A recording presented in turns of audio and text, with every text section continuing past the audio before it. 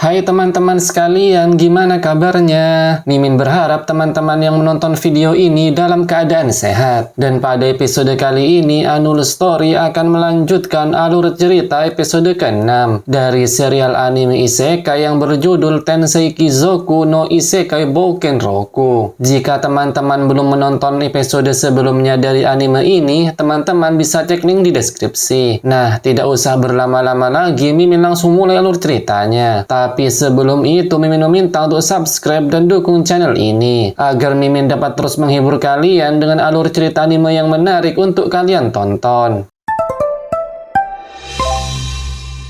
Scan diawali saat Ken bertemu dengan wakil Kapten Daim. Ken memberitahukan bahwa dia datang untuk menaruh bahan dari monster atas permintaan dari Perdana Menteri Magna. Daim kemudian mengantarkan Ken ke sebuah ruangan dan meminta Ken untuk meletakkannya di sana. Tapi Ken merasa bahwa ruangan ini tak akan cukup karena yang dia bawa merupakan monster Air Dragon. Tentu saja hal itu membuat Daim merasa histeris. Daim kemudian mengajak Ken ke halaman yang luas di istana untuk menaruh monster tersebut. Dan Daim mengatakan biar para kesatria yang mengangkutnya nanti.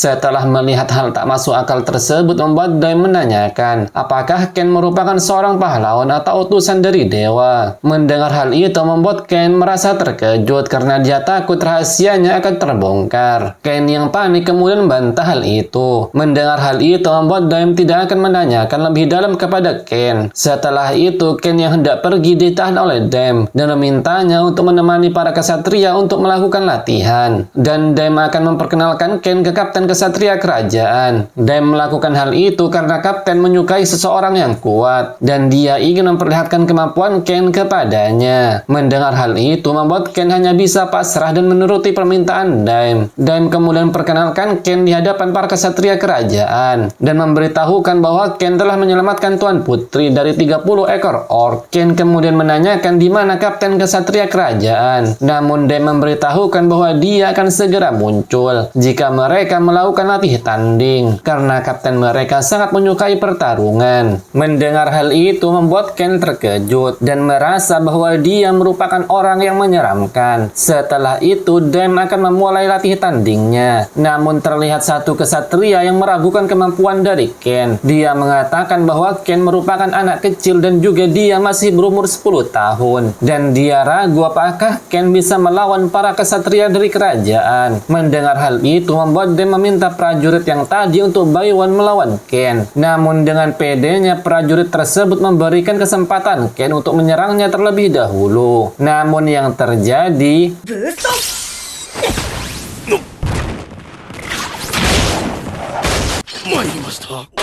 melihat kemampuan Ken membuat Daim memintanya untuk melawan semua kesatria yang hadir pada saat ini. Namun saat Ken hendak melawan semua kesatria tersebut,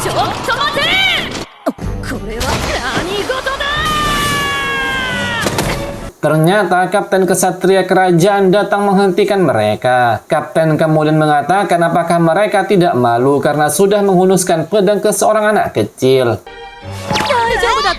Kapten juga menanyakan mengapa Daim tidak menghentikan mereka. Daim menjawab bahwa anak kecil tersebut merupakan orang yang menyelamatkan Tuan Putri dari 30 orc. Namun saat mendengar hal itu membuat Kapten secara tiba-tiba,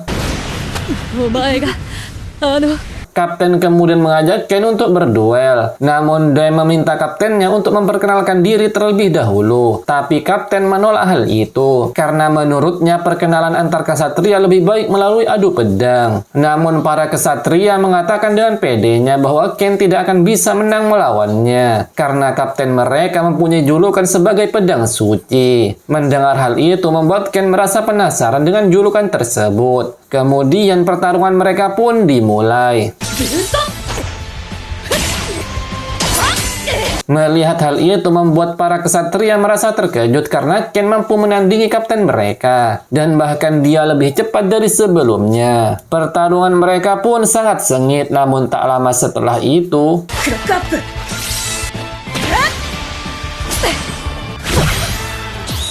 setelah dikalahkan oleh Ken membuat kapten mengatakan bahwa dia telah memutuskan sesuatu dan secara tiba-tiba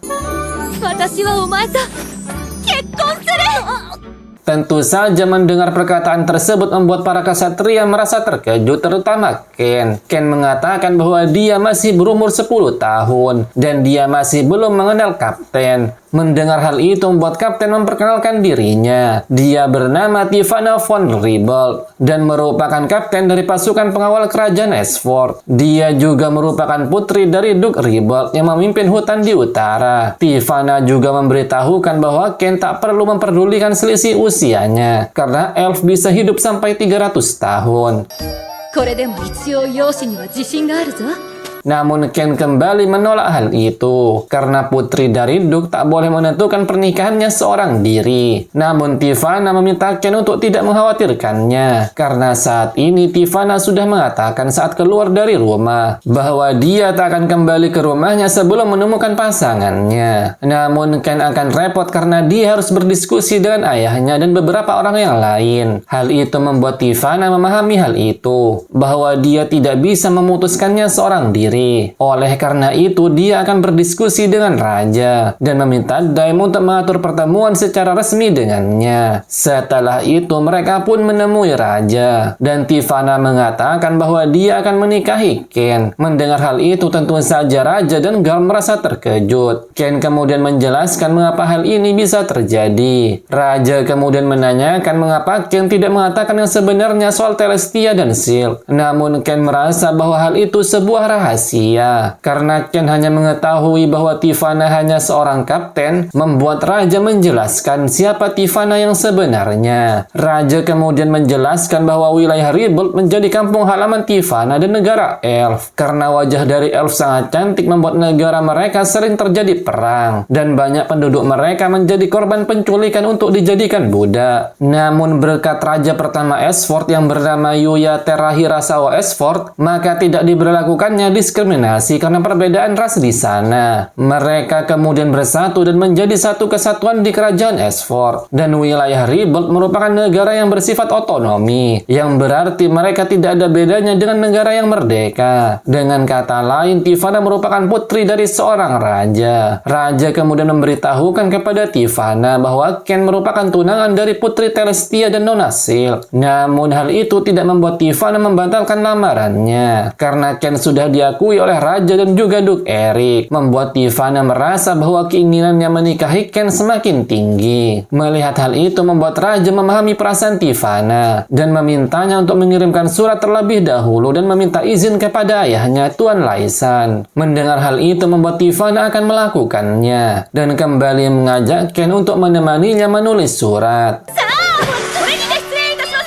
Raja masih tak menyangka bahwa Ken bisa menang melawan Tifanna yang merupakan kesatria terkuat di negeri ini. Raja merasa heran mengapa Ken yang masih berumur 10 tahun memiliki kekuatan sebesar itu. Raja kemudian menanyakan kepada Garm apakah dia mengetahui sesuatu. Namun Garm mengatakan bahwa dia tidak mengetahui apa-apa. Hanya saja Ken mengalahkan Red Dragon seorang diri. Setelah itu, Daim mengatakan bahwa dia mengetahui sesuatu. Daim menceritakan saat dia menanyakan apakah Ken merupakan utusan dari dewa. Dan saat mendengar hal itu, Ken memberikan sebuah reaksi. Ternyata raja sudah menduga bahwa Ken menyembunyikan sesuatu. Magna kemudian menyarankan agar Ken diberikan sebuah tes dengan memperlihatkan sebuah benda. Benda itu ternyata sebuah buku sihir tingkat kaisar. Ken kemudian berpindah. Ken tidak sengaja bertemu dengan Daim di istana. Ken terlihat sangat kelelahan karena dia terus-menerus melakukan kencan dengan Tifanna. Kencan yang dimaksud Ken ialah saat dia berlatih tanding dengan Tifanna. Tifanna sama sekali tidak mau melepaskan dirinya sampai dia kehabisan stamina. Mendengar hal itu membuat Daim merasa bahwa berkat Ken kaptennya menjadi lebih kuat dari sebelumnya. Ken juga mengatakan bahwa julukan pedang suci telah menempel di statusnya karena terus-terusan melakukan latih tanding dengan Tifanna. Setelah itu, Ken yang mendengar suara dari Tifanna bergegas untuk pergi. Namun Daim kembali menyeret kain karena raja telah memanggilnya. Setelah itu, raja memberikan buku sihir tingkat kaisar yang diwariskan kepada keluarga raja. Raja menjelaskan bahwa raja pertama yang menulis buku itu sendiri. Ken kemudian diperbolehkan untuk membaca buku tersebut. Ken dengan perasaan yang senang membaca buku itu. Dia mengetahui bahwa ada tingkat yang lebih tinggi dari sihir yang pernah dia baca sebelumnya. Ternyata raja sudah menduga Kain bisa membaca buku tersebut. Dan juga raja memberitahukan bahwa mereka yang ada di sana tidak bisa membaca buku yang sedang dipegang oleh Ken. Mendengar hal itu membuat Ken merasa terkejut. Dan raja kembali mengatakan bahwa buku tersebut ditulis oleh raja pertama dengan bahasa Jepang. Ken yang mengetahui hal itu menyadari bahwa raja pertama merupakan orang Jepang yang juga berinkarnasi ke dunia ini. Raja kemudian menanyakan kepada Ken siapa dia sebenarnya. Ken pun dengan wajah yang frustasi tidak bisa menghindari jawaban tersebut. Dia merasa akan kehilangan semuanya jika mereka mengetahui bahwa dia merupakan seorang yang telah berinkarnasi. Tapi Ken memutuskan akan mengatakan semuanya dengan jujur. Dengan syarat orang yang hadir di tempat ini merahasiakan fakta yang akan dia katakan. Dan jika mereka tidak bisa menerima alasan tersebut, maka dia akan pergi dari kerajaan ini. Raja pun menerima syarat tersebut. Dan Ken mulai menceritakan fakta tentang dirinya. Dan menjelaskan bahwa dia memiliki ingatan dari kehidupan lamanya. Ingatan yang dimaksud bukan berasal dari negara ini, melainkan ingatan dari negara yang sama seperti raja pertama, yaitu negara bernama Jepang. Hal itu membuat raja dan yang lainnya merasa terkejut, dan Ken meminta maaf karena telah merahasiakannya. Gam kemudian menanyakan apakah dia benar-benar anaknya dengan Sarah. Kain pun membenarkan hal tersebut dan menjelaskan bahwa saat dia menerima pembaptisan, para dewa telah memberitahunya. Dan juga saat pembaptisan dan berdoa di gereja, Ken selalu bertemu dengan 7 dewa. Garm kemudian meminta Ken untuk memperlihatkan statusnya. Melihat status tak masuk akal tersebut membuat raja dan yang lainnya terkejut bukan main. Raja kemudian merasa lemas karena Ken tidak mengatakan hal itu dari awal. Karena menurut raja bahwa status yang dimiliki oleh Ken dapat membuat dirinya dan seluruh orang di dunia ini harus berlutut di hadapan Ken. Karena utusan dewa memiliki posisi yang sangat tinggi. Namun Ken menolak dengan keras akan hal itu. Karena meski memiliki ingatan dari kehidupan sebelumnya, tapi Ken puas dengan kehidupannya yang sekarang. Itu dikarenakan saat berinkarnasi di dunia ini, keluarga baru Ken dan banyak orang yang lain sudah baik kepadanya. Bahkan saat dia bisa menggunakan sihir, mempunyai pengalaman bertualang dan mengalahkan monster, membuat dirinya berdebar-debar karena merasa gembira. Dan Ken merasa sangat senang dengan pertemuannya dengan Celestia dan Silk, juga raja dan yang lainnya. Dan Ken juga merasa bangga saat dia diangkat menjadi baron. Karena di kehidupannya sebelumnya dia hidup sebatang kara dan kehilangan kedua orang tua dan juga kakeknya. Namun kini dia bisa hidup bahagia dengan keluarga dan teman-temannya. Ken mengatakan kepada ayahnya bahwa dia sangat bersyukur karena telah menjadi putranya. Ken juga meminta raja agar memperlakukan dirinya sama seperti sebelumnya. Mendengar hal itu membuat raja menerima permintaan dari Ken dan akan memperlakukan dirinya selayaknya putra dari Garm.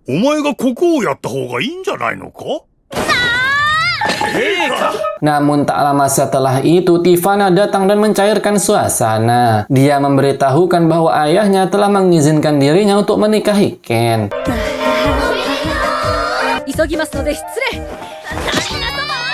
Melihat hal itu membuat Dak mengatakan agar raja tidak mengkhawatirkan Ken, karena Ken tetaplah Ken yang mereka kenal. Raja dengan tertawa mengatakan bahwa Ken sama sekali tidak terlihat seperti utusan dewa. Raja kemudian memberitahukan agar mereka tidak mengatakan fakta yang dimiliki oleh Ken bahkan kepada keluarga mereka.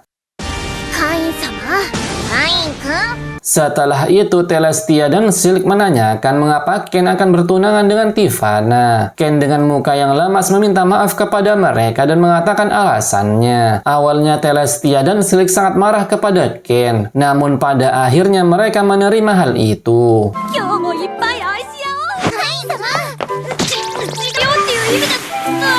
Nah, itu dia alur cerita episode ke-6 dari anime Tenseki Zoku no Isekai Boken Roku. Annual Story akan menceritakan episode ke-7 minggu depan, karena anime ini merupakan anime terbaru yang rilis setiap minggu. Dan sampai jumpa di alur cerita selanjutnya dan terima kasih sudah menonton.